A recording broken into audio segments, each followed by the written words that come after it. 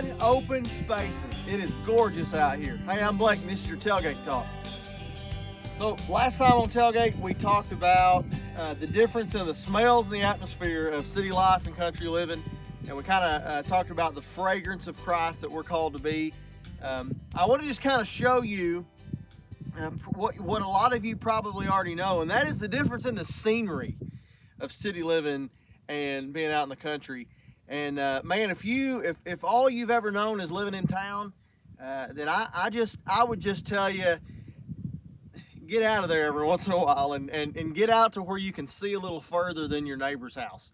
It is beautiful out here, and we're just outside a little ways outside of Abilene, Texas, for this stop, and we're at Dub Vinson's property. Did I say that right? You did. Hot dog. Dub Vinson's property, just outside of Abilene, and came out here to just kind of show you what wide open spaces look like, to kind of maybe broaden our perspective on what scenery can be. And it just kind of has me thinking about the difference in our limited perspective this side of glory and what we've got waiting for us when we get there. You know, Paul said in 2 Corinthians chapter 2, I believe it's verse 9, that eye has not seen and ear has not heard the things that God has prepared for those of us who long for his appearing. And I've just got to tell you today that there's a longing in my heart to see those things that God has waiting for us. But Scripture would give us this idea that we can't even begin to wrap our minds around how glorious it's going to be in that place called heaven.